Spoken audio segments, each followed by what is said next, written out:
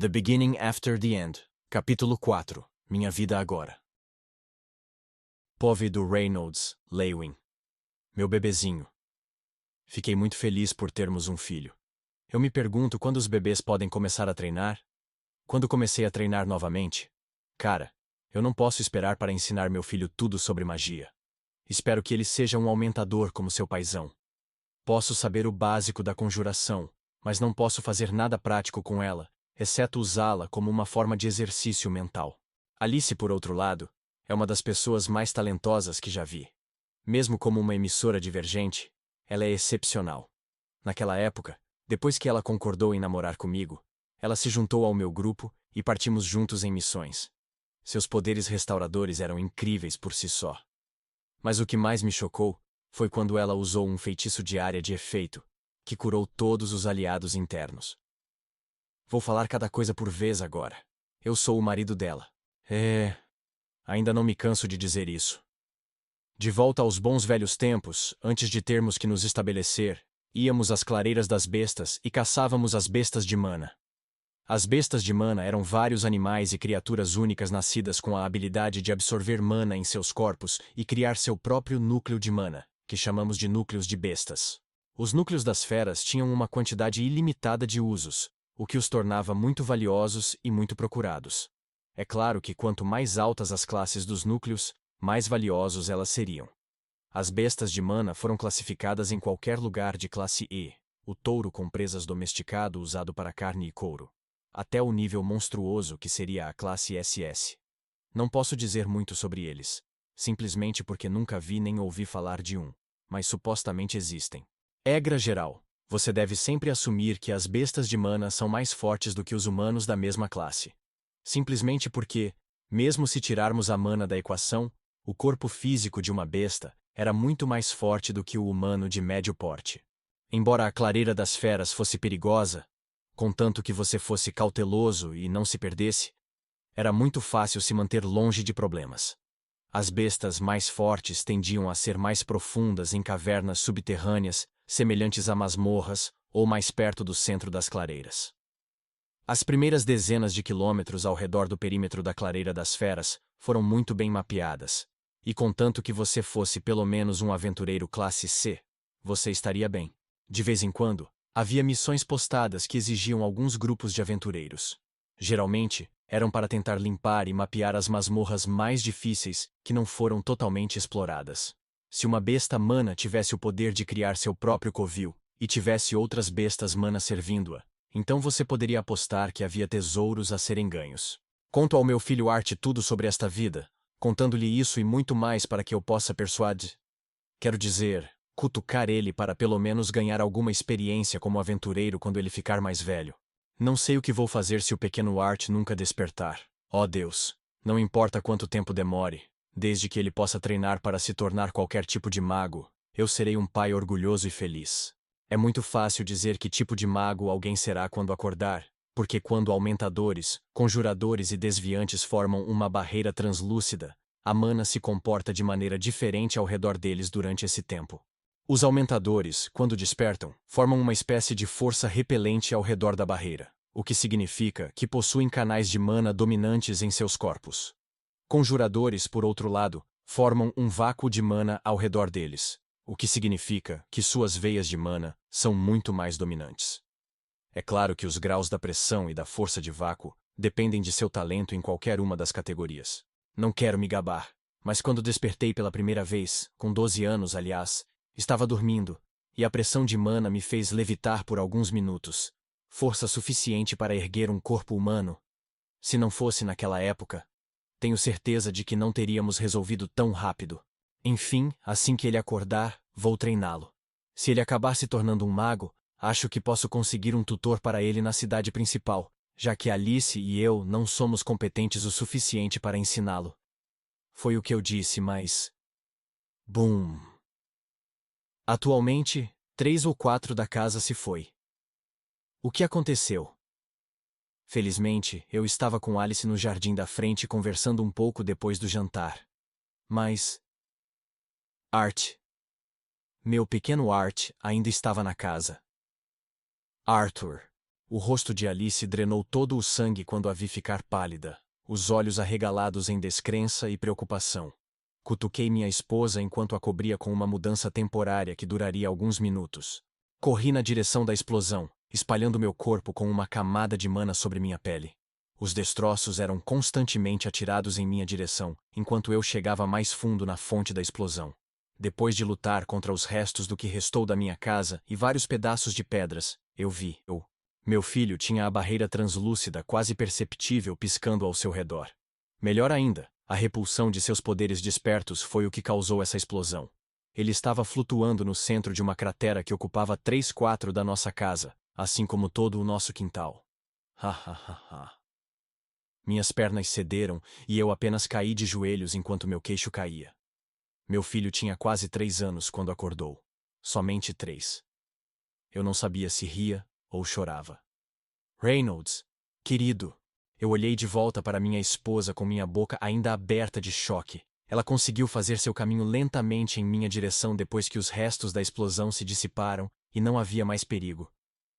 Ela estava dando meio passo em minha direção, cobrindo o rosto com os braços para empurrar o que podia da forte pressão de mana que ainda emanava do Art. Reynolds, o que aconteceu? O que está acontecendo? Cadê o Art? Ainda incapaz de encontrar forças para falar, simplesmente apontei na direção de nosso filho. Embora confusa, ela olhou para a direção que eu estava apontando, e tudo que ela conseguiu sussurrar foi: Meu Deus! POV do Arthur Lewin. Uau! Me sinto fantástico! Sentindo-me revigorado com minha descoberta, fechei meus olhos para sentir meu núcleo de mana recém-formado. Meu doce núcleo de mana. Arte, meu bebezinho, você tá bem? Avistei minha mãe correndo desesperadamente em minha direção enquanto meu pai estava ajoelhado no chão. O que ele fez desta vez que o levou a ser punido pela mamãe? Minha mãe me levantou e me abraçou, quase a ponto de minhas costelas subdesenvolvidas cederem. Eu consegui gritar um: Mãe, não chore! Qual o problema? Ela não me respondeu e continuou soluçando enquanto me embalava. Meu pai chegou ao lado dela, acariciando suas costas e também afagando minha cabeça, dando-me um sorriso fraco. Após um breve momento de confusão, afastei minha cabeça do seio de minha mãe e olhei em volta para ver que estávamos parados no centro de uma cratera gigante, com a maior parte de nossa casa destruída. Mas que porra é essa? Quem foi o débil mental? Quem teve a audácia de destruir a casa de um rei?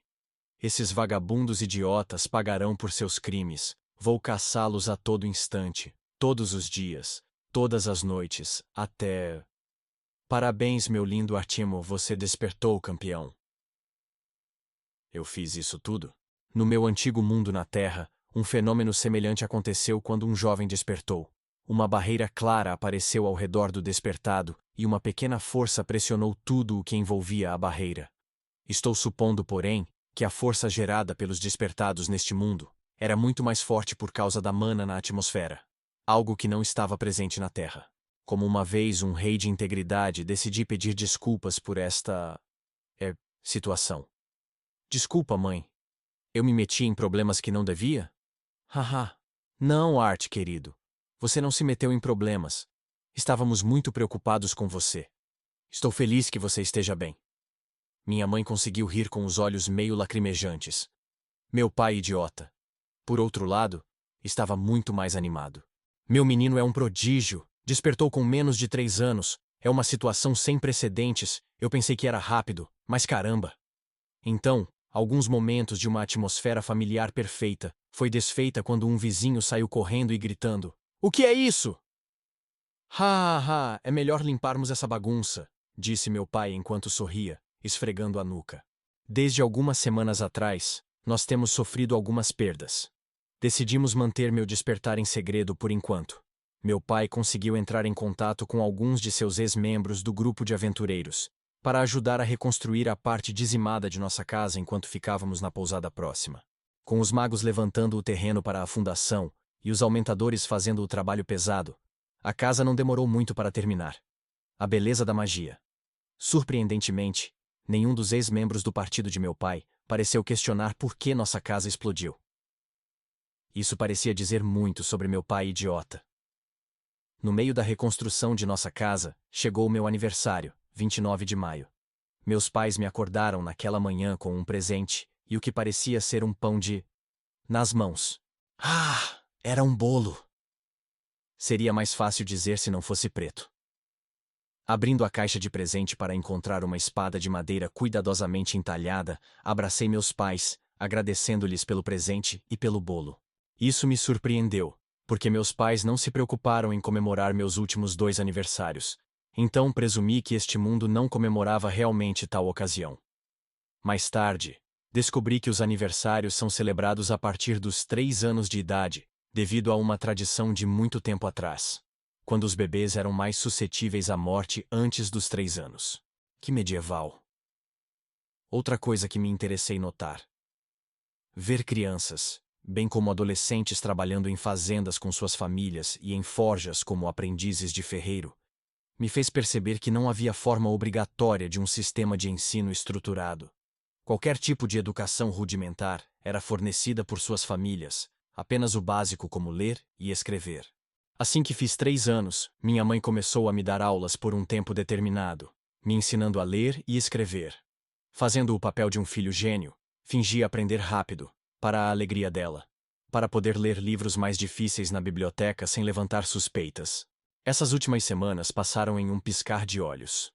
Depois de acordar, meu pai me ensinou o básico da manipulação de mana e como começar a treiná-la da melhor maneira possível. Ele tentou simplificar o máximo possível para que uma criança pudesse entender, eu acho. Mas se não fosse por minhas habilidades abrangentes de nível adulto, não acho que teria retido muito. Os princípios básicos são os seguintes. Uma maneira fácil de saber medir sua força está na cor do seu núcleo de mana. No início, o núcleo de mana seria preto, devido ao sangue do corpo e outras impurezas se misturando com as partículas de mana à medida que se formavam em um núcleo de mana. Conforme a mana dentro do corpo da pessoa se torna mais pura e as impurezas são filtradas com o tempo, ele muda para uma cor vermelha escura. A partir daí, a cor do núcleo de mana ficaria mais clara. Do vermelho escuro para um vermelho, e em seguida, para um vermelho mais claro. A ordem é a seguinte: preto, vermelho, laranja, amarelo, prata e branco. Do núcleo de mana vermelho ao núcleo de mana amarelo, as cores se dividem em 3 tons: laranja escuro, laranja sólido, laranja claro. Regra geral: quanto mais clara a cor do núcleo de mana, mais puro era o núcleo de mana e mais poder eles teriam acesso. Embora as aulas com meu pai fossem úteis, eu estava ficando impaciente com o ritmo que estávamos tomando. Alguns dias depois, perguntei à minha mãe: Mãe, posso comprar livros sobre magia? Como minha mãe ainda tinha algumas conexões com o hall da Guilda de Aventureiros, ela conseguiu adquirir uma coleção bastante ampla de livros sobre manipulação básica de mana, bem como lutar com diferentes armas. Alguns deles eram apenas livros com apenas palavras simples, e principalmente imagens dos princípios básicos de como a mana era condensada, mas eu os ignorei. Minha mãe me lançou um olhar estranho porque os livros que eu estava lendo eram de um nível superior. Ela presumiu que eu não seria capaz de entender a maioria das palavras ali, e tentou me persuadir a ler alguns dos livros mais simples, dizendo que seria mais fácil de entender, mas por fim ela cedeu. Um dia típico envolveria tomar lições de leitura e escrita com a mãe e aumentar o treinamento com meu pai. Depois que ele abordou a teoria básica e a aplicação do aumento, começamos o treinamento físico. Vendo como meu corpo era pequeno demais para começar a lutar, optamos pela corrida e exercícios corporais. Acho que ver meu corpo de 3 anos tentando fazer uma flexão seria a coisa mais engraçada, mas meu pai fez um bom trabalho segurando o riso. Quando não estou tendo nenhuma dessas lições, geralmente fico preso na biblioteca recém-aprimorada, lendo e meditando para condensar e purificar ainda mais meu núcleo de mana. À medida que o ano passava sem muita coisa acontecendo fora da minha programação normal, meu pai falou enquanto estávamos jantando uma noite: Querida, acho que é hora de conseguirmos um mentor adequado para o Art. Capítulo 5. Vamos começar a jornada. Um clang abafou o silêncio enquanto minha mãe largava o garfo no prato. O quê? Reynolds? Arthur não tem nem 4 anos ainda. Não, Além disso, você disse que se nosso filho fosse um aumentador, você seria capaz de ensiná-lo. Mamãe falou com evidente desespero. Um clang abafou o silêncio enquanto minha mãe largava o garfo no prato. O quê?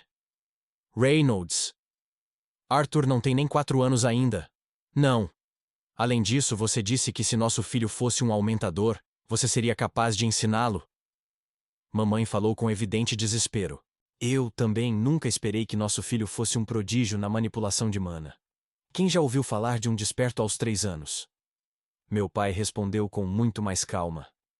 Mas isso significa que ele terá que sair de casa.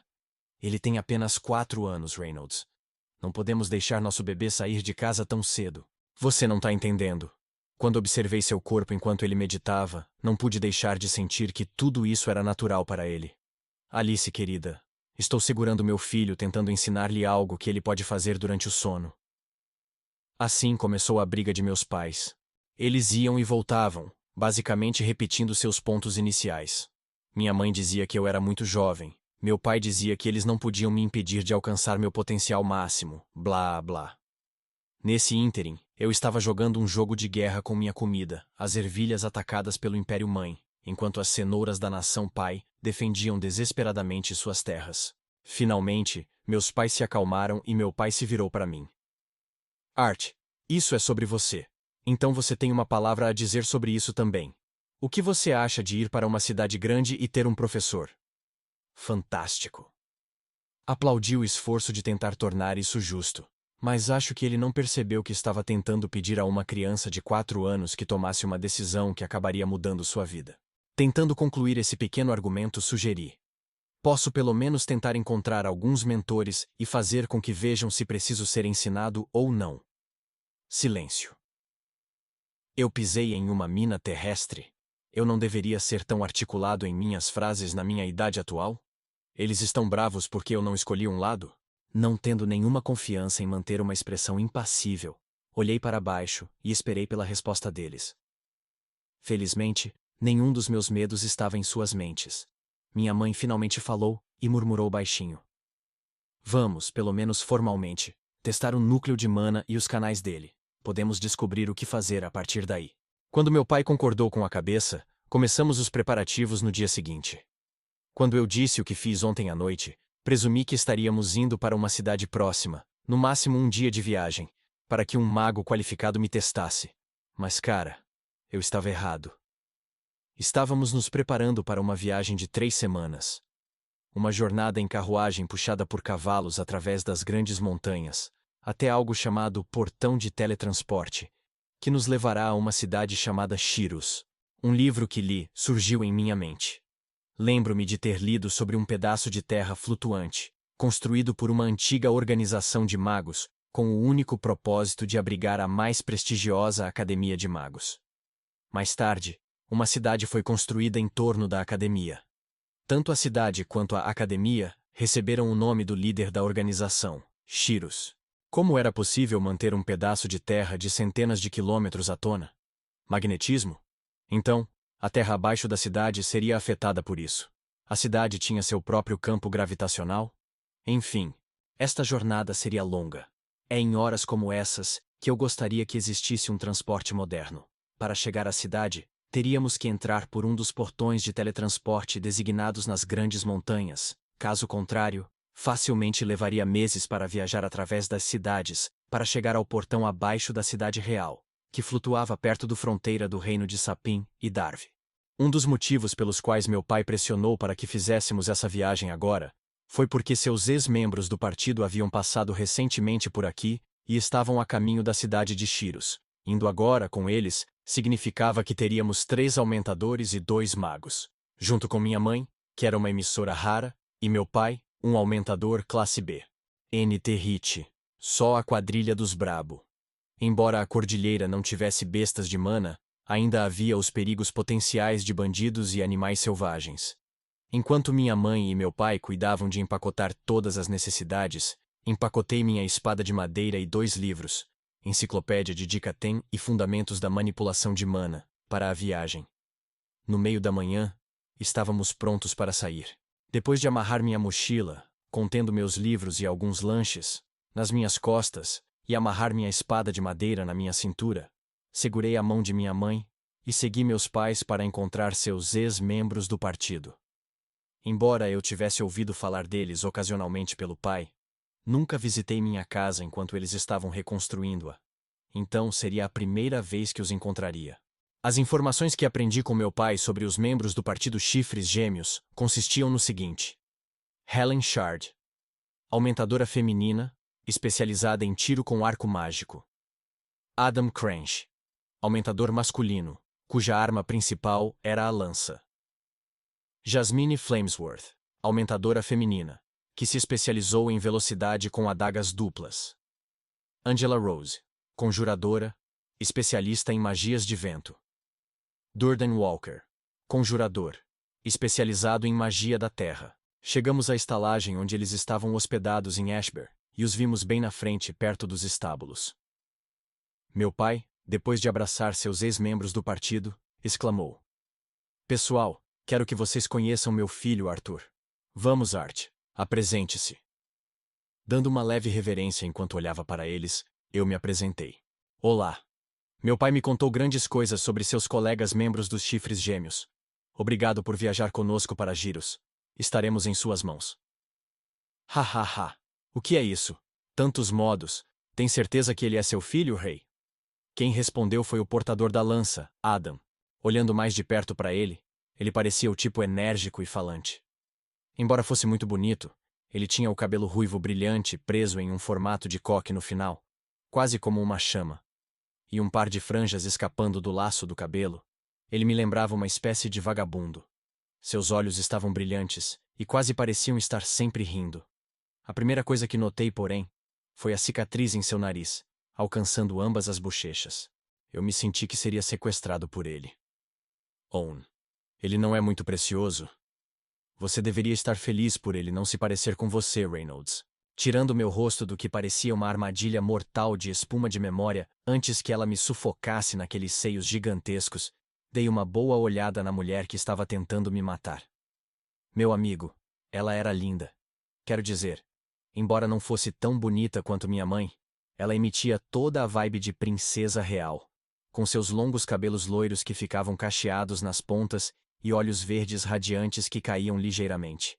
Quando minhas mãos estavam prestes a ceder e meu rosto estava prestes a entrar nas colinas abissais gêmeas, um par de mãos fortes me agarrou pela mochila amarrada às minhas costas, me levando para longe da mulher bem dotada. Angela, você está machucando ele. Uma voz profunda grunhiu. Lá fiquei pendurado, como um gatinho sendo carregado pela mãe pela nuca, incapaz de se mover. Meus olhos permaneceram fixos no gigante. Passando facilmente os 2 metros de altura com um cajado amarrado às costas, o gigante cuidadosamente me colocou de volta no chão e arrumou minhas roupas delicadamente. Quão gentil! Eu imaginei cavalgando em seus ombros como um poderoso corcel durante todo o caminho. Eu olhei para ele, meus olhos ficando maiores enquanto eu pensava. Ele tinha olhos muito estreitos e sobrancelhas que se inclinavam para baixo, dando-lhe um rosto quase inocente, em comparação com seu corpo enorme que se estendia por 2 metros. O cabelo preto curto e desalinhado em sua cabeça completava a imagem de cachorro desgrenhado nele. Tirando o pó das minhas roupas, me virei para encarar a mulher que parecia um pouco mais jovem do que todas as outras. Cabelo preto liso que estava meio amarrado na parte de trás com uma fita complementando seus olhos vermelhos entreabertos e lábios curtos, fazendo-a parecer muito brusca. Ela ligeiramente acena com a cabeça e depois se vira. Ah, uma mulher de poucas palavras. Que encantadora. Meus olhos se fixaram nela enquanto ela se afastava em direção ao estábulo. Avistei 2 adagas curtas amarradas na parte inferior das costas, logo acima dos quadris. O último membro dos Chifres Gêmeos era a Helen Shard. Ela afagou minha cabeça de leve e deu um sorriso encantador para mim. A palavra que eu usaria para descrever a senhorita Helen seria cortante. Olhos afiados, nariz afilado e empertigado, lábios finos e vermelhos, e um peito achatado, quase infantil, com os cabelos na altura dos ombros presos firmemente nas costas. Eu não posso deixar de ficar encantado com seu ambiente carismático. Ela parecia exalar uma atmosfera de "nós podemos fazer qualquer coisa se acreditarmos", de seus poros que a fez praticamente brilhar. Vestida com uma armadura leve de couro cobrindo seus peitos, quero dizer, seios, com seu arco e aljava amarrados às costas, não pude deixar de compará-la a um elfo, mas rapidamente abandonei esse pensamento depois de ver suas orelhas arredondadas. Eu pulei na carruagem mais para trás com a ajuda de um pouco de mana reforçando minhas pernas. Ultimamente, eu peguei o jeito de usar minha mana para reforçar meu corpo. Eu ainda não tinha testado totalmente do que era capaz, por medo de causar um ataque cardíaco aos meus pais por me exibirem demais. Mas estava ficando um pouco mais natural direcionar minha mana do meu núcleo, através dos meus canais de mana. Depois que nosso grupo terminou de carregar todas as nossas necessidades de viagem nas 2 carruagens que íamos levar, amarramos o que pensei que seriam cavalos. Acontece que este mundo tinha bestas manas domesticadas chamadas skitters para transporte. Esses lagartos gigantes, com espinhos nas costas e garras poderosas, eram monstros classe D que eram muito mais eficientes de usar, embora mais caros, do que cavalos ao viajar por terreno montanhoso. Que comece a jornada. Ao cair da noite, a cadeia de montanhas antes distante parecia ter dobrado de tamanho. Eu me perguntei o quão grande seria a grande cordilheira quando chegássemos aos pés.